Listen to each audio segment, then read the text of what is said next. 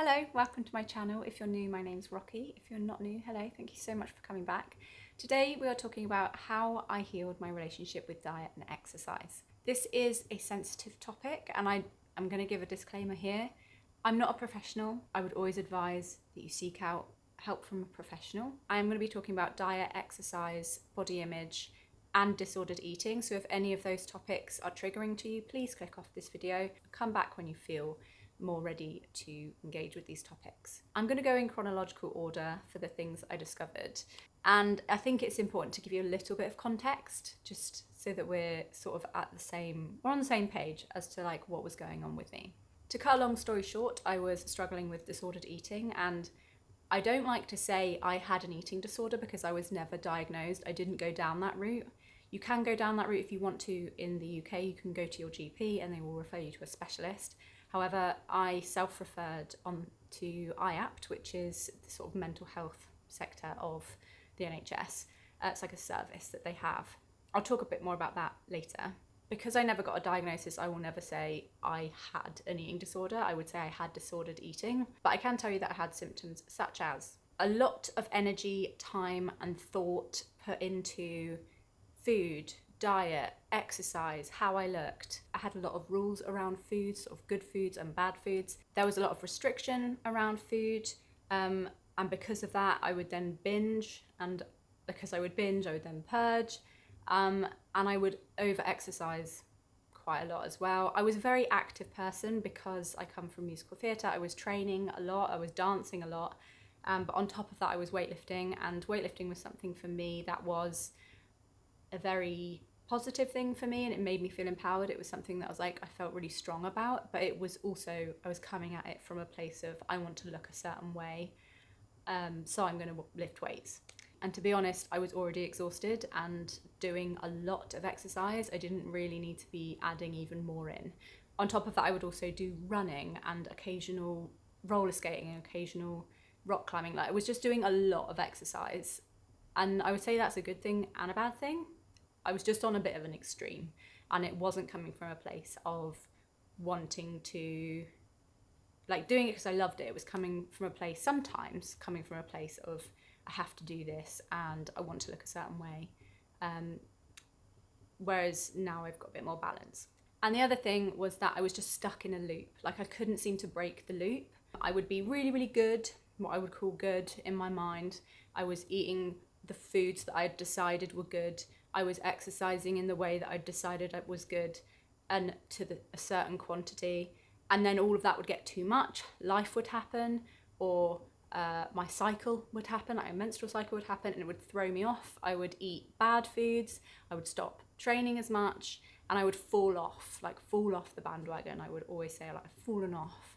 And then I would drag myself back on, like, right, you can do it again. And I'd get back on and I'd keep going. And it was just like an endless cycle. I just couldn't crack it. And I was always so frustrated. I was like, how is it that I'm putting in so much effort and I'm working so hard and I don't have the body I want, and like I can't seem to be consistent with it. I hit a wall and I fall off, and I just couldn't get it right. That's the short version.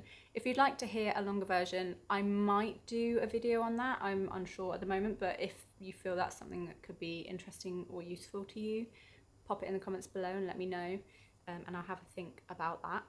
The things that helped. The first thing that I discovered was a book called Brain Over Binge, and this just sort of changed my mind, and I guess all of the things that I've discovered have been mind changes. It's been a mindset shift.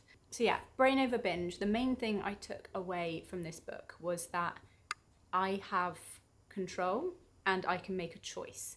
And that was really it. Just the idea that I wasn't totally out of control of this. Like, I could make a choice to not engage in these behaviours, and I could make a choice to get better. And that really switched a switch in my head that I was like, oh, like, I'm not helpless and I could do something about this. After reading that book, I stopped purging. However, I was still on the cycle, and I was on that cycle for like 2 to 3 years.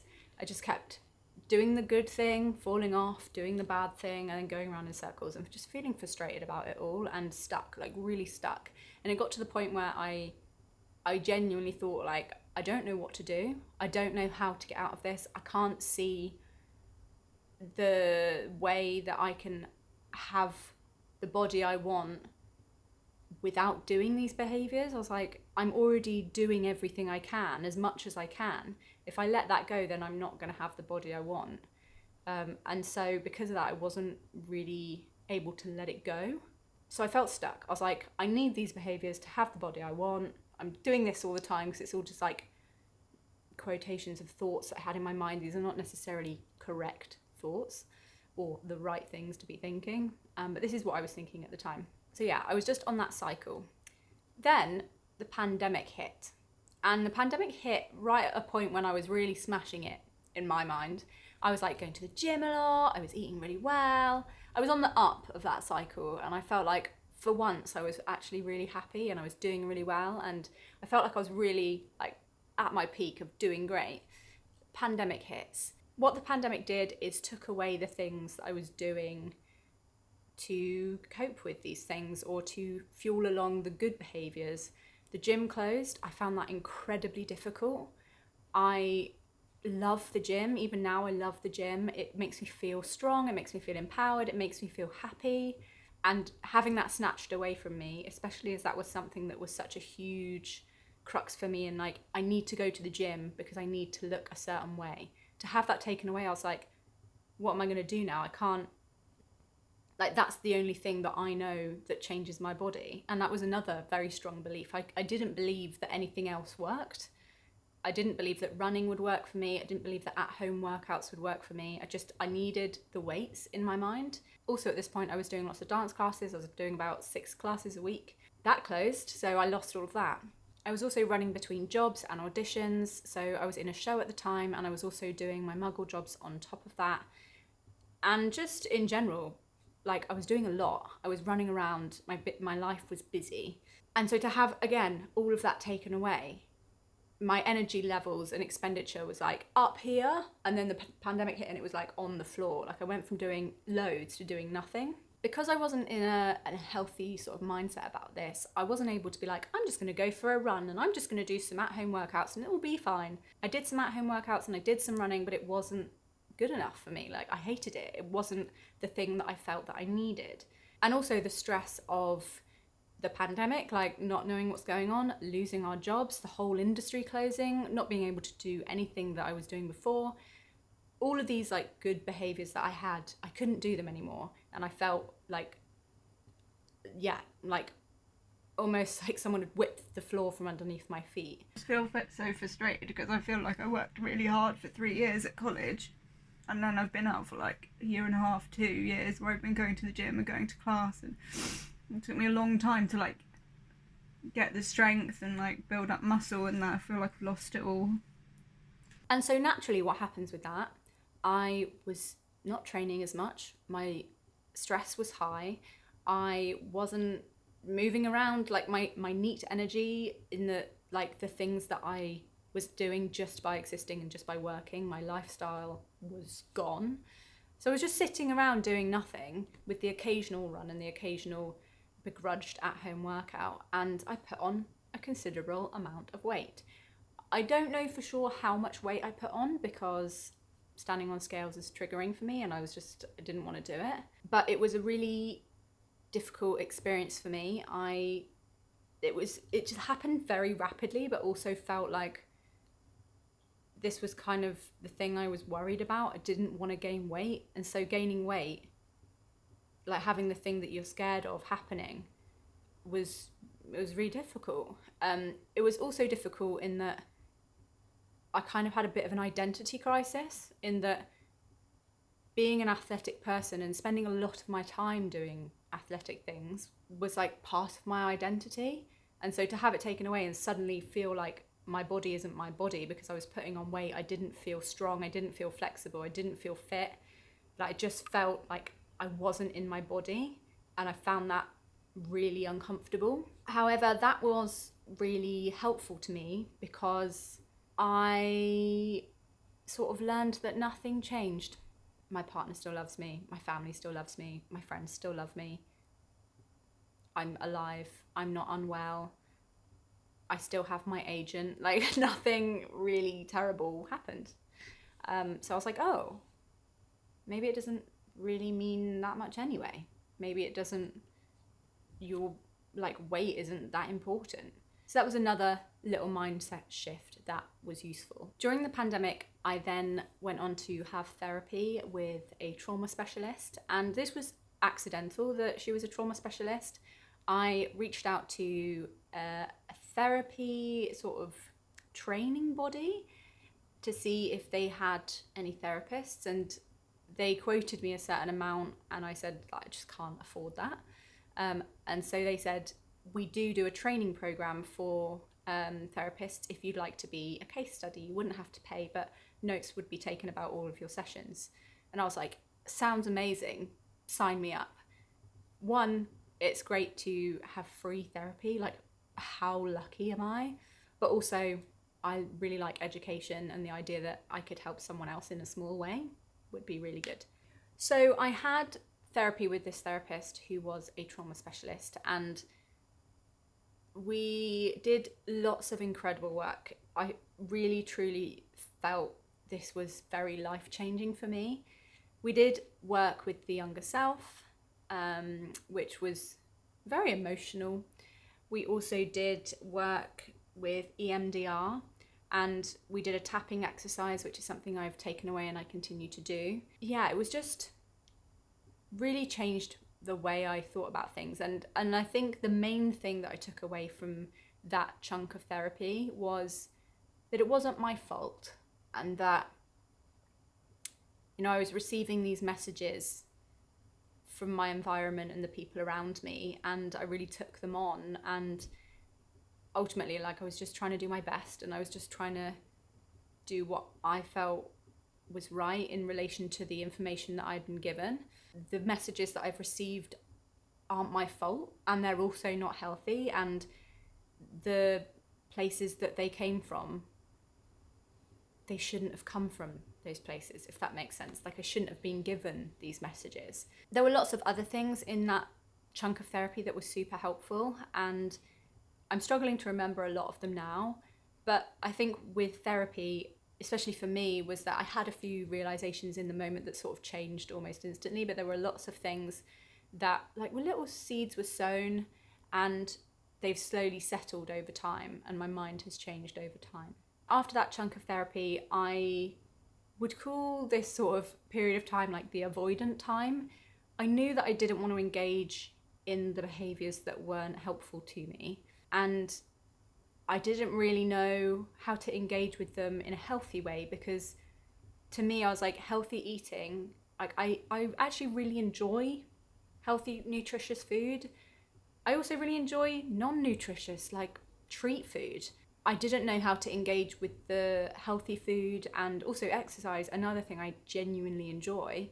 I didn't know how to engage with those things without walking back down the path of toxic behaviours. So I just didn't engage at all. I was very avoidant. I didn't want to be involved in the kitchen. I didn't want to be involved in making decisions about food. I found that just stressful. Like, people would say, what do you want for dinner? I'd be like, I don't know. Like, I don't know what the right choice is. And it all came down to the right choice and making choices. It's like being in the supermarket was all about making the right choice. But I didn't want to put myself in that situation, because then I would stand in that supermarket and be like, well, the good food is this. But then I'd be like, but we're not supposed to be doing good food, so maybe you should pick up a treat food. And then I'd be like, but that's not really like healthy. So it was like I wasn't totally ready to really engage with these things. And that's really hard when you're dealing with diet and exercise, because they're things that affect you every day. Like, exercise is something we should be doing frequently to keep ourselves healthy and fit, but also food, like, you have to eat. It's not like you can just cut it out cold turkey and just close the book on it. It's like every day you have to eat, and that's what's really hard. So then I sought out another therapist, and this time I went through IAPT. So I did a self-referral on the NHS to IAPT, and I was on a long waiting list, had to wait quite a long time, and then I got a therapist. And in this chunk of therapy, we did CBT, so cognitive behavioural therapy. And I think for the first maybe third of it, I felt like I wasn't really making any progress. feel like I wasn't really hitting the nail on the head. I wasn't like moving forwards in the same way that I had with my previous therapist. We did a lot of work on the thought of, I am noticing that I am feeling this way, which sort of created a little bit of distance between me and the thing I was feeling, and the understanding that thoughts and emotions aren't facts. Like, they're just going on. It doesn't mean it's true. Similarly, as I said before with therapy, with this chunk of therapy, I think a lot of the things settled a lot later on. When we finished the sessions, I felt like I've taken some stuff there. I've taken some techniques, I've taken some ideas and mindset shifts and motorbike. And then they sort of settled over time. When I finished the sessions with this therapist, they recommended a book called Overcoming Binge Eating. And my therapist told me that this is, I think they call it like literal treatment, like it's on the NHS list. This book I didn't finish, because it's split into like talking about eating disorders and all of the information, and there's like a treatment plan at the end. And I never got to the treatment plan. In a weird way, I felt like something had shifted in my mind, and I didn't feel the need to jump back into it. Not that I felt like, I'm completely healed, but it almost felt like when I was reading the book that I was reading about something that didn't feel totally relevant to me anymore. It felt a bit more in hindsight, like I'd made some progress. The next thing that happened was I had to really let go of the things that I was holding on to. I had to let go of the gym. I had to accept that I'd put on weight, and I had to let go of those food rules and the certain way of doing things. I just had to stop. And I would say they sort of dipped off in time. Like, I kind of had to just accept that my body was how it was. And I would say I never 100% accepted it. I'm still a bit bigger than I was pre-pandemic, and I'm not like hugely confident or comfortable with it, because again, it just doesn't feel like my body, and it's also not the way I feel most confident. The big thing here though was letting go of the gym and actually cancelling my gym membership, because I've had a gym membership since I was like 14 years old. It's always been there.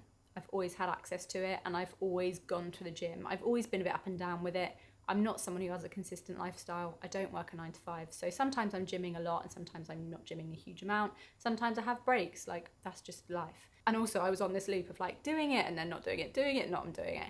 However, I was at a point of not doing it because I was avoiding it, because I didn't want to engage with those behaviours. And I thought about it for a while, like maybe I should just cancel my gym membership, maybe I need to cancel it, I'm not going, maybe I should cancel it. But I just couldn't. For some reason I was like, I can't let go of it. Even though I'm not stepping foot in the gym right now, I didn't want to let go that I could go. I could go back tomorrow if I wanted to. It took me a while to actually build up the courage, and it feels so stupid, build up the courage to cancel your gym membership, but it was that big to me. I cancelled it. As soon as I'd let go of it, I was like, I don't have to do that. I don't have to. I survived without it. Nothing really changed, and everything was fine. I made a rule that I was only going to go back when I really wanted to, and I didn't want to go because I wanted my body to look a certain way. I wanted to go because I wanted to look after myself.